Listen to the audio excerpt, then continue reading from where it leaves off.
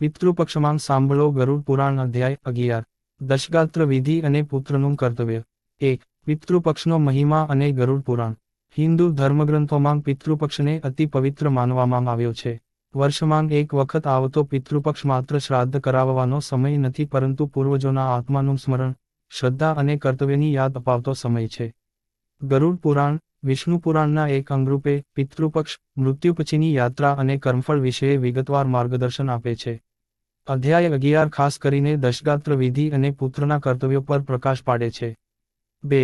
દશગાત્ર વિધિ શું છે? દશ એટલે 10, ગાત્ર એટલે શરીર અથવા અંગો. કોઈ વ્યક્તિનું અવસાન થાય ત્યારે તેના મૃત્યુ પછીના 10મા દિવસે થતી ખાસ વિધિને દશગાત્ર કહેવામાં આવે છે. ગરુડ પુરાણ મુજબ આત્મા મૃત્યુ પછી પણ સૂક્ષ્મ શરીરમાં રહે છે અને તેને આગામી યાત્રા માટે સંસ્કારોની જરૂર હોય છે.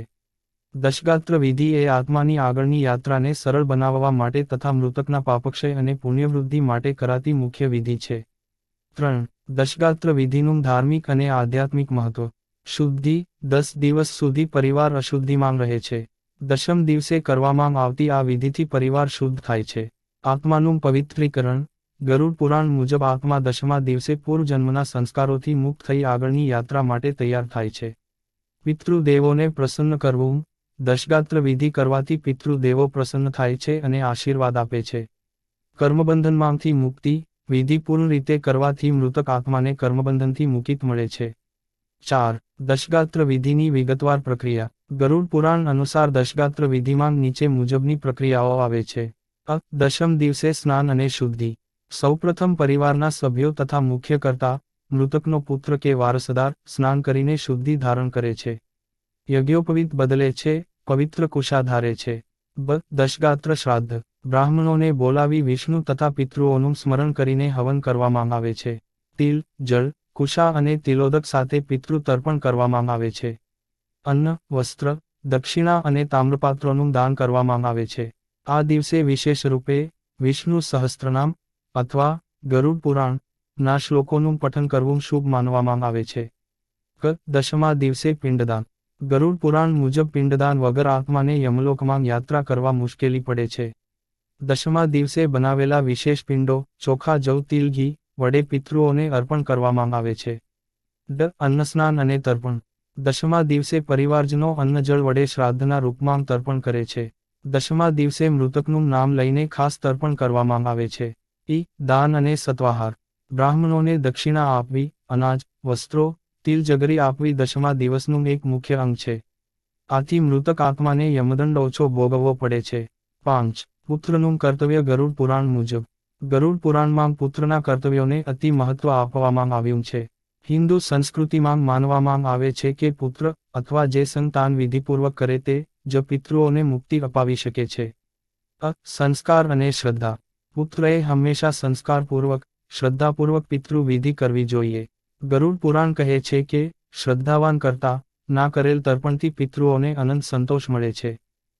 પિંડદાન. પુત્રે નિયમિતપણે પિંડદાન કરવું જોઈએ. દશમા દિવસે તથા દરેક વર્ષના શ્રાદ્ધ પક્ષમાં કરેલું પિંડદાન આત્માને યમલોકમાં સરળ માર્ગ આપે છે. ધાર્મિક નિયમોનું પાલન.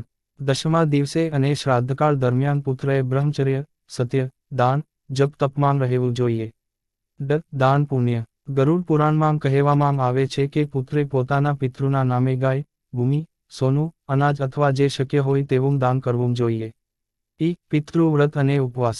પિતૃપક્ષ દરમિયાન પુત્રે ઉપવાસ, એકાદશી, દશમી જેવા વ્રતો કરવાથી પિતૃ તૃપ્ત થાય છે. 6. ગરુડ પુરાણના શાસ્ત્રીય સંદેશો. મૃત્યુ પછીના 10 દિવસ પરિવાર અશુદ્ધ ગણાય છે, તેથી ધાર્મિક ક્રિયાઓ ટાળવી. દશગાત્ર વિધિ પૂરી કર્યા પછી જ નવા કાર્યો કે શુભ પ્રસંગો કરવા. પુત્રએ પિતૃઓનું નિયમિત સ્મરણ અને જપ કરવો. શ્રાદ્ધ અને પિંડદાન માત્ર પિતાને નહીં પરંતુ 3 પેઢી સુધીના પિતૃઓને કરવું. દશમા દિવસે વિષ્ણુ તથા યમધર્મનું સ્મરણ અવશ્ય કરવું. 7. દશગાત્ર વિધિમાં કરાતી ખાસ મંત્રોચ્ચારણા. ગરુડ પુરાણમાં તિલોદક, પિંડદાન અને તર્પણ વખતે બોલાતા મંત્રો જણાવ્યા છે. મુખ્યત્વે પિતૃ તર્પણના મંત્રો તથા વિષ્ણુ સ્મરણ કરવાનું કહેવાયું છે. આને દરેક વિસ્તારમાં સ્થાનિક પરંપરા મુજબ બ્રાહ્મણ માર્ગદર્શન આપે છે. 8. સમાજને સંદેશ. ગરુડ પુરાણ અધ્યાય 11 આપણને માત્ર વિધિઓ નહીં પરંતુ જીવનમાં માતા પિતાની સેવા, કર્તવ્યનિષ્ઠા, દાન, પુણ્ય, સત્ય અને સંયમના સંદેશ આપે છે. મૃત્યુ પછી 10મા દિવસે કરવામાં આવેલી ક્રિયાઓ માત્ર વિધિ નથી પરંતુ પૂર્વજ પ્રત્યેના કર્તવ્યનું પ્રતીક છે. 9. સારાંશ. દશગાત્ર વિધિ એ મૃત્યુ પછીની અનિવાર્ય વિધિ છે જે આત્માને આગળની યાત્રામાં મદદ કરે છે. પુત્રએ શ્રદ્ધા અને નિયમથી આ વિધિ કરવી જોઈએ. ગરુડ પુરાણ અનુસાર દાન, તર્પણ, પિંડદાન, હવન તથા મંત્રોચ્ચારના પિતૃઓને તૃપ્ત કરે છે. પિતૃપક્ષ એ પૂર્વજ પ્રત્યે કૃતજ્ઞતા દર્શાવવાનો પવિત્ર સમય છે. 10. અંતિમ ઉપદેશ. ગરુડ પુરાણ અધ્યાય 11 આપણને શીખવે છે કે જીવનમાં કરેલા કર્મ, દાન અને સંસ્કાર જ મૃત્યુ પછીના માર્ગમાં સાથ આપે છે. પુત્રનું કર્તવ્ય માત્ર જન્મ આપનાર માતાપિતાની સેવા સુધી સીમિત નથી પરંતુ તેમના મૃત્યુ પછી પણ પિતૃધર્મનું પાલન કરીને તેમની આત્માને શાંતિ અપાવવાનું છે.